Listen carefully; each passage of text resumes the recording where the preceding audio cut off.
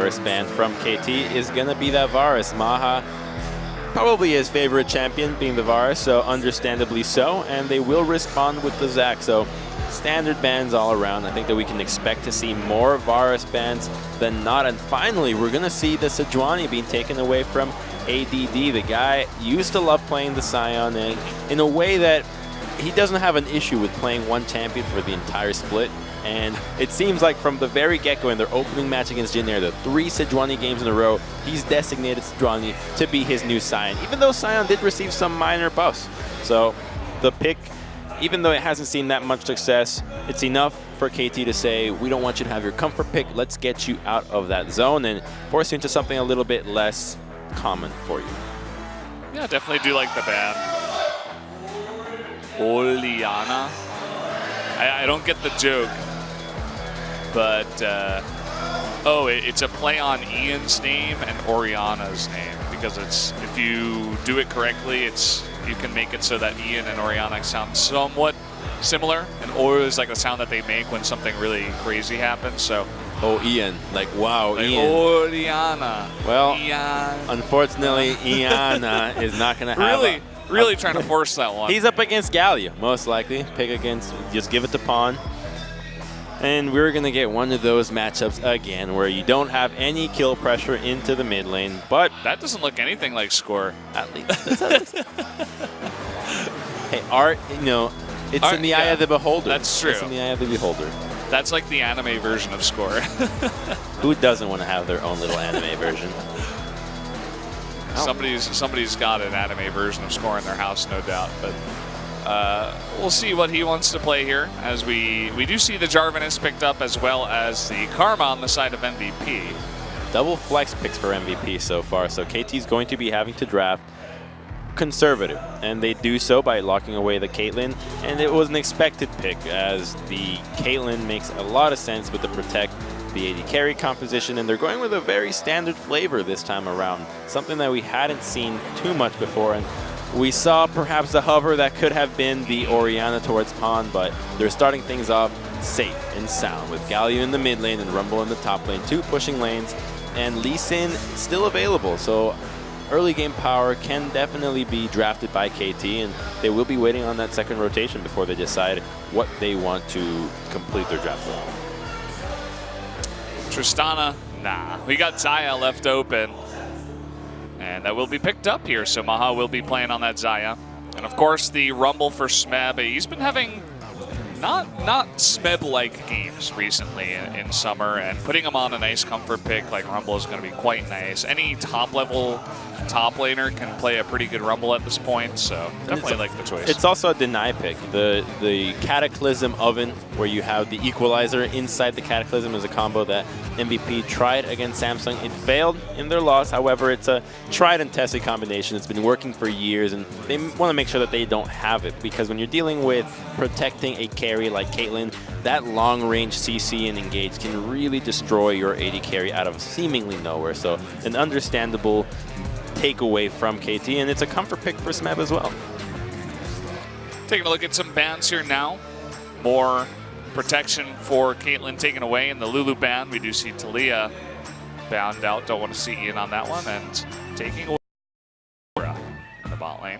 Another big protect pick, as Zyra can always lay down her Stranglethorns, and anybody standing in it will be in relative safety, as diving into that is difficult to say the least.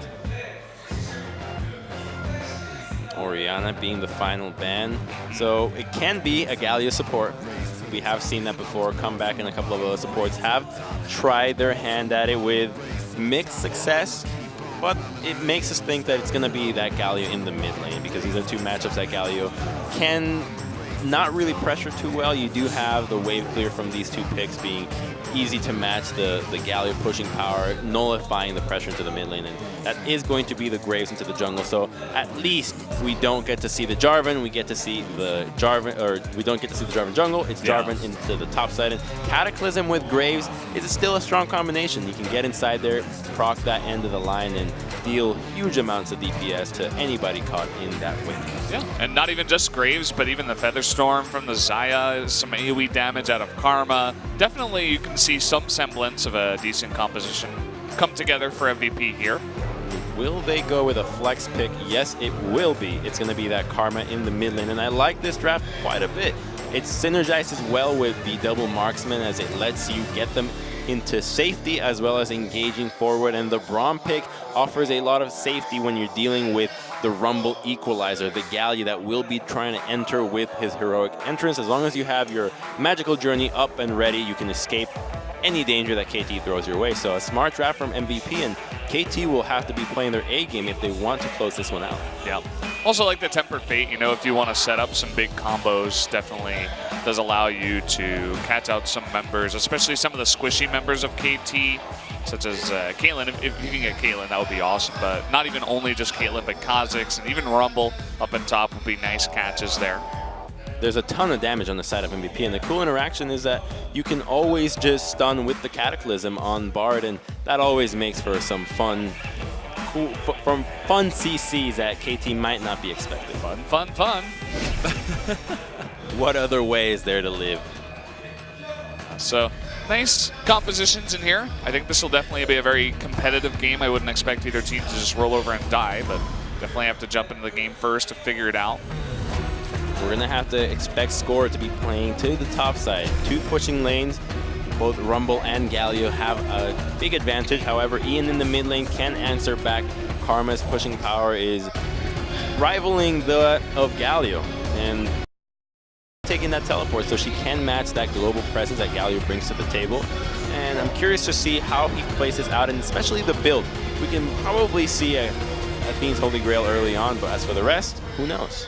Yeah, so there you have it, guys. One last look at the compositions, and we're going to jump straight into KT versus MVP, game number 1.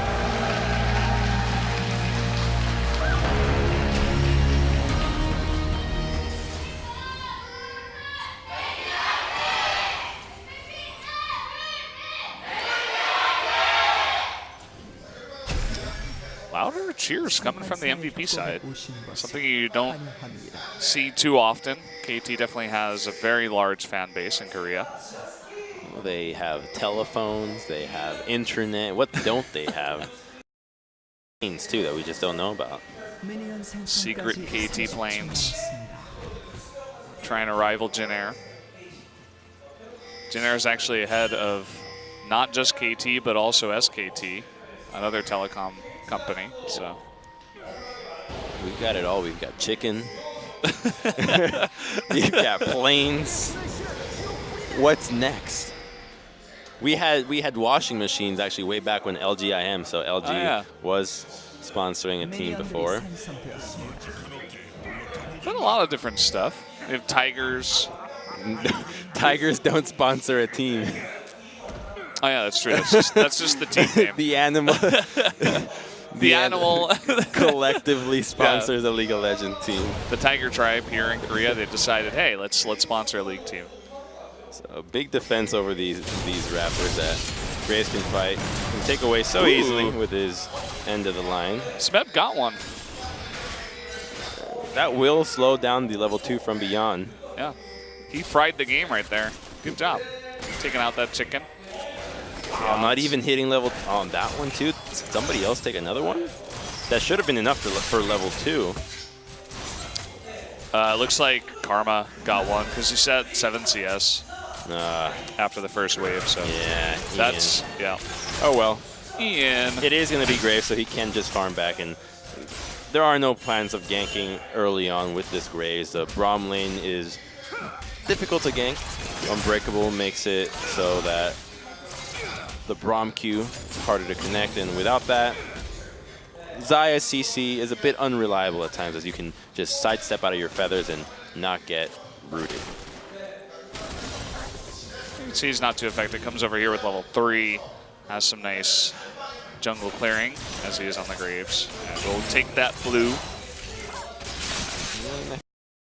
Some action around the bottom lane, considering how many carries are in this game. Infernal Look at this. They might go for an aggressive gank here. The flash forward. There's no cleanse on the Karma. There's the flash out of Ian, and first blood very easily given on over to Pawn. Karma just trying to play the wave clear game early on.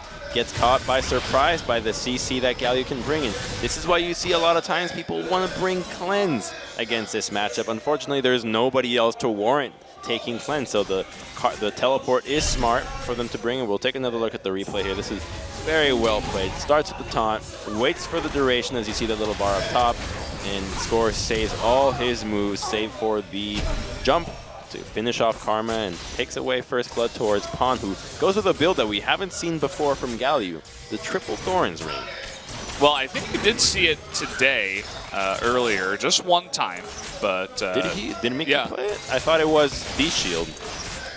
No, he went for the triple Doran's ring, but definitely something new. You know, we used to see it up in top out of a lot of top laners that like to expend their mana. And, I mean, triple Doran's ring in mid lane is kind of interesting, but it definitely means that you won't be running out of mana anytime soon. Yeah. He'll transition this one into a Spectre's Cowl, most likely. And Graves, Rumble is fancying a roam towards the mid lane. He does have flash. Oh boy, there's the easy taunt. Can they output enough damage is the question. That's slow with the harpoon. Doesn't look like it. Actually, the tether might kill Smeb. Oh boy, Ian able to pick up a kill after a botched gank from Smeb in the mid lane. That is not the path to redemption. What seemed like a lane that was going KT's way, just the way they wanted it. Turns out Smeb just comes in and says, you know what? we want it the hard way. Let's make sure we go right back down to 0. So the kills get evened out 1-1. And his advantage topside is already down the drain as he's forced to expend TP to get back to the topside, and ADD now is in an easier time. So you can see the idea, right? No flash onto Ian, but just the tether on Smeb gives Ian enough health back to survive and gets Smeb right underneath that turret. Really unfortunate. Oh boy. Series of unfortunate events for Smeb here. I wish we had more. That's a question mark ping moment. Yeah, definitely is. Oh, trying to get the stun here. Yeah. Maha taking a little bit of damage. Actually steps on a trap, it looks like. It looks like the net just barely missed. Well, that's the great combination that you can do with Braum. You proc the stun and it buys you just enough time to lay down that Yordle, proc your headshot. But early in the game, the headshots don't do a whole lot of damage. There's a Doran shield to account for. Yeah, it's your Doran shield and their Doran shield. Both Doran shields are just like, oh, well, there's not a lot of damage coming out. It's a 3-man attempt. KT really pressuring this top side of the map, and it's evident with the vision as they have a control ward in the pixel brush and double green wards in the entrance to the red side. And so they know that Graves is nowhere to be found, and with Kha'Zix roaming in the area, if a collapse were to happen, it most likely would result in a KT 2v2, considering there's an equalizer that almost always wins you these early game skirmishes. You see ADD zoned out from the wave not now.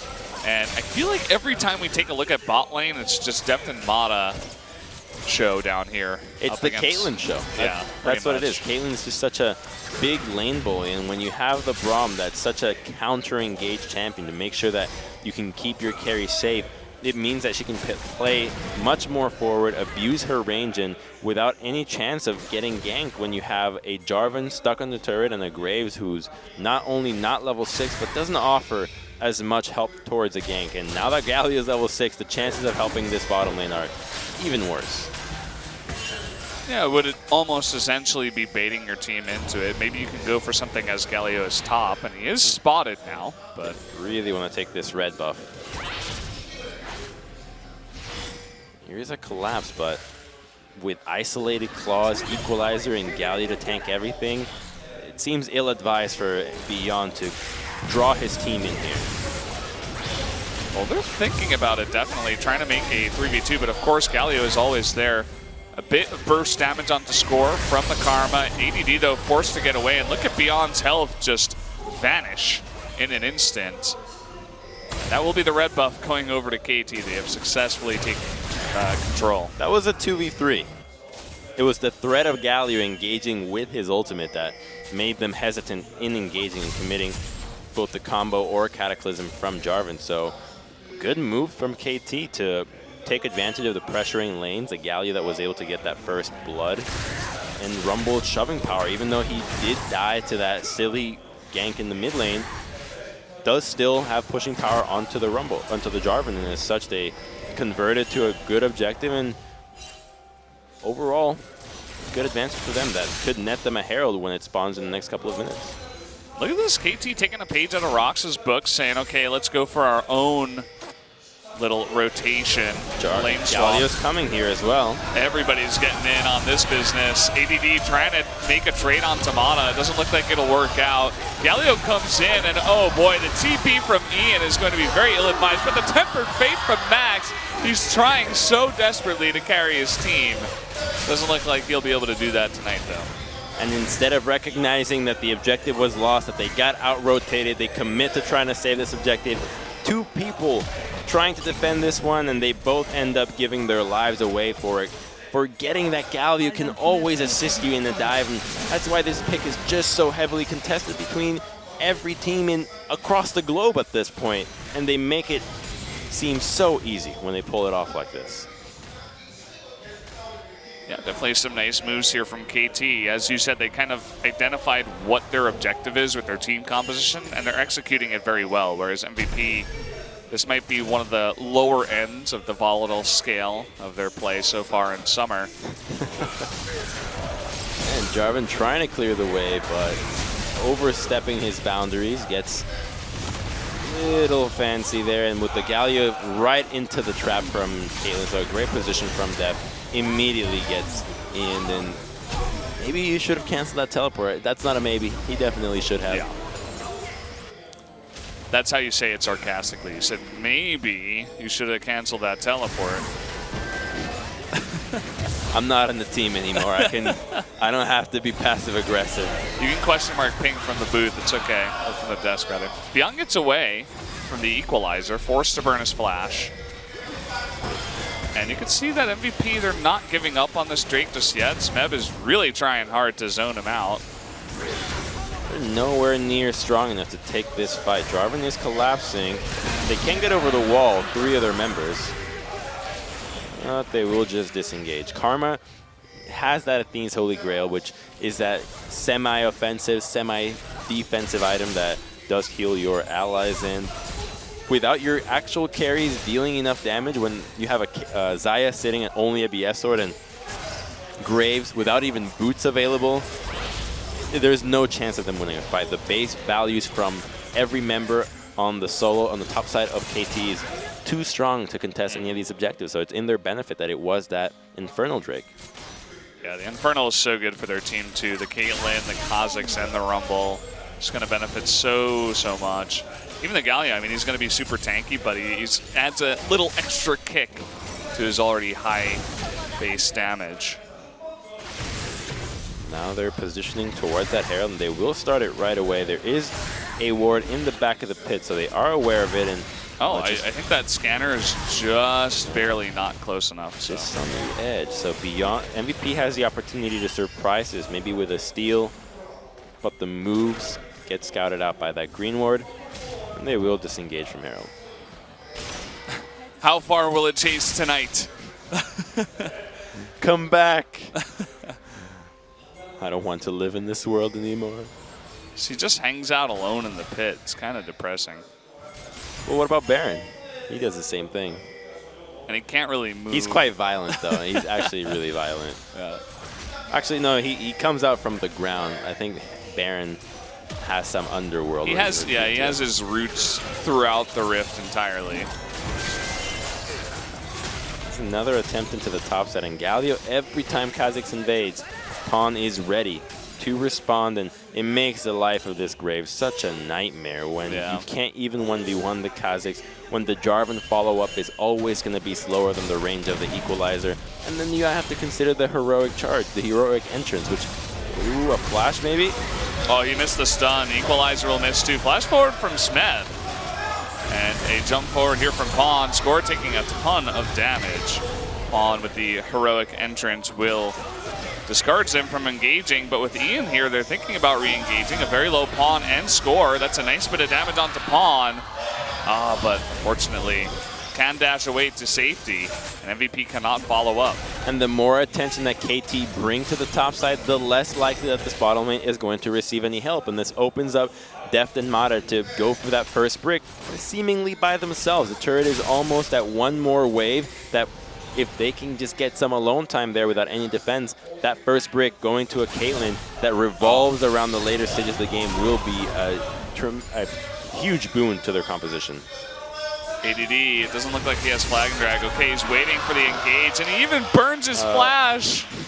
Oh, the Deathfire touch and just the burn in general will be enough to take him out. And so Beyond is just running back to his jungle, spamming the question mark pings, no doubt. Stone face Smeb there, not even recognizing ADD's mistakes. Like, yep, I knew this was happening. I knew he'd be feeding me. He saw it coming. And it looks like this time no ward in the pit, so this will definitely be easy for KT to take. If they tried to steal this, I feel like MVP would almost just get wiped, so they're going to give it up. But they will be giving up possibly even more than that. Caitlyn is about to crash her wave into this tier 1 turret, and actually, what am I talking about? First brick has gone down long before. Man. We had a long break. I think that's what it was, you know what I mean? Hour and 20 minutes. They did take the first brick. However, the point still stands that by putting pressure into the top side, you do open up your bottom lane that can shove in 2 solo out turrets. And this is one of the most common strategies that you see around. If you have lanes that can win, if you can isolate the jungler and distract them, which is the only saving grace for these lanes, then it becomes impossible for you to salvage these lanes with any gank attempts. And when you don't have champions that can teleport as effectively as the Galio and the Rumble, then you're stuck in lanes that are unfavorable. And you would have liked to see MVP just swap lanes constantly to try to match whatever KT is trying to do. Instead, they're stuck in the same lane, and they will be losing serious objectives out of this, as now mid-tier 1 is subjected to Herald. Temper Fate catches score. This is what I was talking about in the draft bait, but the taunt onto ADD means no follow-up. Huge equalizer, and they easily turn onto ADD. Featherstorm coming out of Maha, trying to save his life. Looks like he will live, but that will be tier 1 going down. An extra kill to KT, and they're really running away with this game. No one goes down for them. The engage onto score. However, there was nobody there to follow up. His flash was up. There was no angle for Max to connect his Q, and as such, he just gets away and still alive. The commitment from the Jarvan without anybody to follow up means that he just gives his life and is a martyr for MVP with no avail. You could see they were even sticking around to chip away at that tier 2. The Galio at full health, you can definitely do a bit of zoning, as they were trying to do there. It's 20 seconds onto this Cloud Dragon. However, it's not the most important. We'll take another look right here. Comes with the Tempered Fate. Death flashes away, but there's nobody to follow up onto score. Huge taunt onto ADD by Pawn. Really nicely timed. Second the TP came in. And the equalizer from Smeb was so critical in ensuring that MVP could not follow up. They had to make the choice of, do you walk forward into a Caitlyn through the equalizer, or do you just retreat? And the answer is almost always going to be to retreat, because when he has that Leandry spike this early on, and you don't have any magic resist save for Karma's Athene's Holy Grail, you're going to be roasted. You're going to be roasted. Yeah, you're going to be roasted. I was yeah, that's it. thinking of some adjectives, but roasted is enough. Well, MVP's threatening this, but again, they're so far behind that. Rook of Rumble. This is a great equalizer position. And Galio from behind with the TP. Uh-oh, there's the equalizer. Oh, them are getting chunked down so big. And Pawn now in from behind. This is just hurting the cattle at this point, man. Poor MVP. They're getting totally destroyed so far. Beyond's going to go down. That's a double kill to Smeb. And his Rumble is popping off. Max, no escape for you either.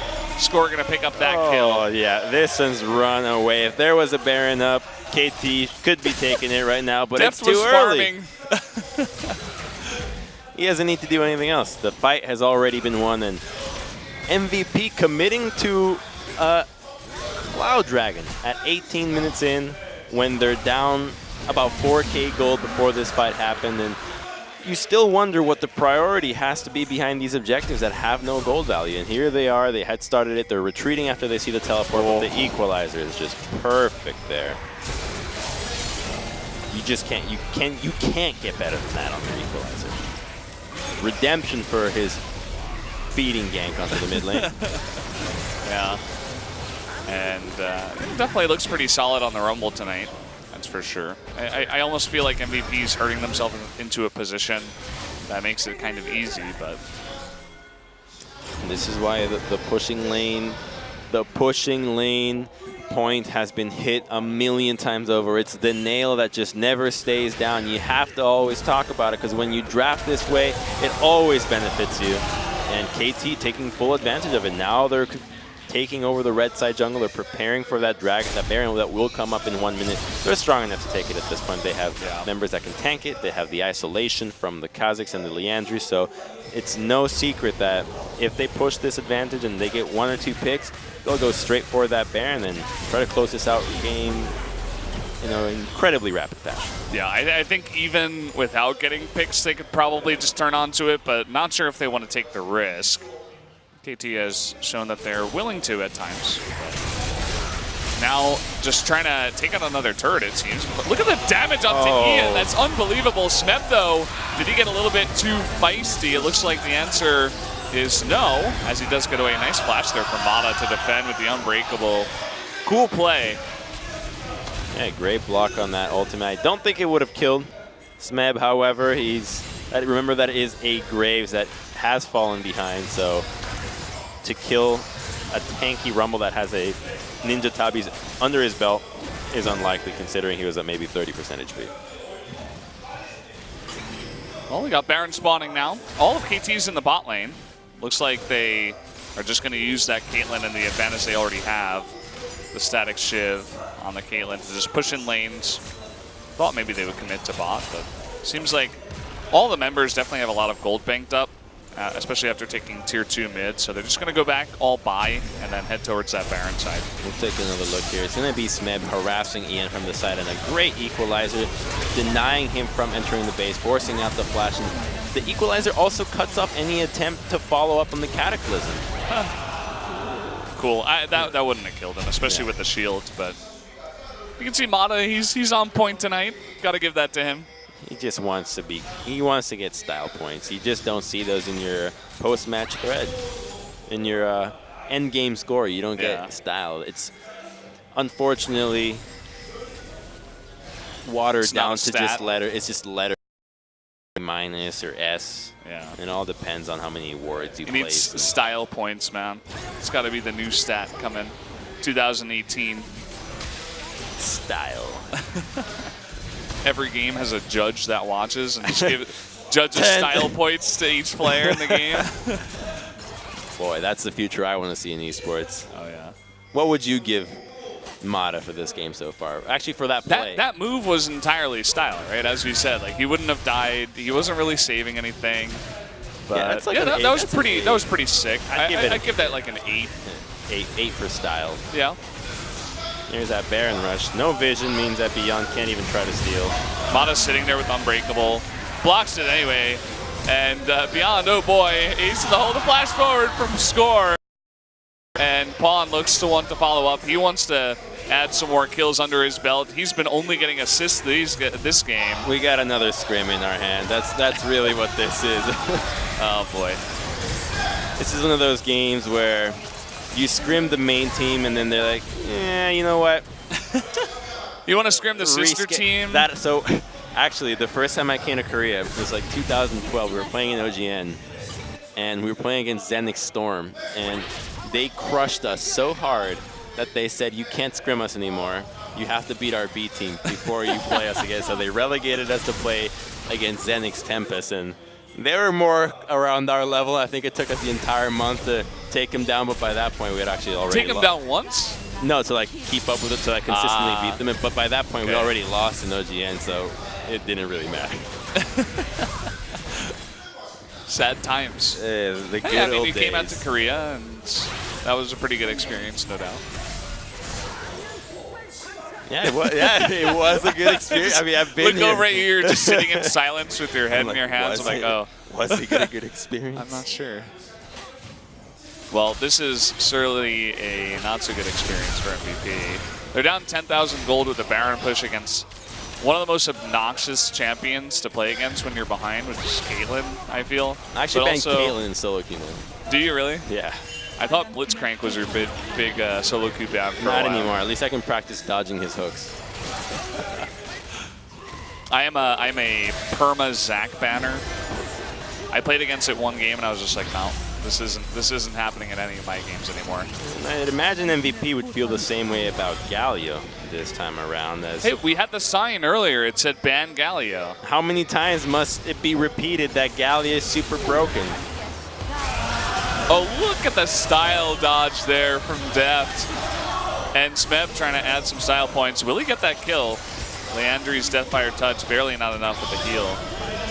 And, well, guys, it looks like this will be a quick one. Might just be a quick day today. This is not looking like the very competitive MVP we've seen at times. Well, yeah. I think with that MVP was left behind in spring. It's unfortunately the summer season this time around, and the woes that they encountered in their earlier matches are even more apparent this time around. However, KT has been playing a solid game, and you would expect the top team, as the standards that they hold themselves to do this to teams that are on paper worse than them. The one thing I want to see, you know, we about it, but seriously, ban the Galio against Pawn. I mean, he's been playing it so much. He's so good at control mages and just pushing mages types, and it's so good for him. And so good in general anyway. Just take it away from KT. Don't let him play it. It's time to stop Galio. It's time to put an end to the madness that is the Gargoyle. Look at his itemization. That is so gross. That is disgusting. Ugh. I'm revolted. I'm withering inside thinking about being Graves or Zaya hitting a Gargoyle Stone Plate Thornmail Galio at 25 minutes. She doesn't even have 2 items complete. That's a Phage. He's got a hammer trying to crack this Gargoyle. It would approximately it's a wooden take hammer. him. It's a wooden hammer. It would too. take him about 5,000 years to actually kill Galio by himself. Let's be real. I think if he had a regen item, he probably would not even suffer damage. It's coming soon. Out of Pawn. I like Maha's choice in item here. He bought the rapid fire cannon and says, I'm going to need to AoE things down here if I want to ramp up my DPS, go with Hurricane. Yeah. Trying to hit as many members as possible. Wants to buff his stats a little bit. Look at him go. He's trying so hard to kill score. He's shooting glitter. I said kill score, but I meant damage score because he's never going to kill score. It's not going to happen. Score is a Guardian Angel at this point, too. I'm looking forward to 7-11 so we can get the new updated look of Guardian Angel. That's my favorite change to the patch. That's not my favorite change, though. What's your favorite change then? The chain CC that MVP is putting down onto the seemingly unkillable Galio. Yeah, Galio doesn't die. Smeb and Score were getting a little bit close. Score almost blew his GA. Still taking some damage, not sure from what. Pawn is still alive in the front. Like, you can see, like, he's just not going to die. I think Mata just flashed. They're so low, but it just doesn't matter. They're not dying. They're not taking Beyond! Oh, he died. Oh, they popped his GA. He's got it, though. Can they get another kill before this ends? Doesn't look like that is the case. So that's going to be game number 1 going over to KT in 27 minutes. 1 kill away from a perfect game, believe it or not, and KT back with a vengeance. However, a team that we always need to have reservations about. Africa, who has an incredible ability to win game 1 in a perfect fashion. KT has unfortunately been labeled in the same boat, where winning game 1, no matter how well they do it, you always have to have some doubt for game 2 and possibly game 3. You can see the smirk on Smeb's face. He just knows he was the feeder in that game that denied the perfect game. Can we just get a highlight of Smeb dying under turret? Then go to the next game? We need a dubstep remix over it. With a gigantic bass drop right as the Karma link ends. It's like... Some good screen shakes. Yeah. Oh, yeah. Laughs all around. He's buying dinner tonight. Break out the Mountain Dew and Doritos, man. The Karma from Ian. Looked like the only hope at many times in that game as well. Really? You held hope? Well, it looked like it may have been the only hope for their team. Turned out it wasn't. So, guys, that was a really quick game, 27 minutes. It looks like we're going to get a replay. This was the kill that started it all. Great gank, level 3. Always have to respect it. A 3-minute gank from Kazakhstan. That's why this champion is still so contested. This is the time. The only death, the only Brother Smeb, big mistake that I guess KT made was trying to pressure mid a little bit too hard. Not enough screen shakes.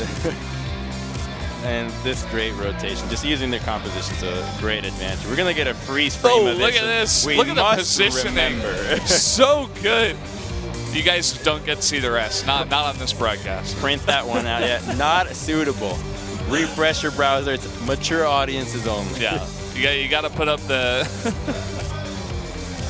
you got to put up the VPN to view that one in Korea. So, guys, we are going to jump into a commercial before we go into game number 2. I hope it is as fiery and as spicy as that first one. We'll see you guys in a couple of minutes.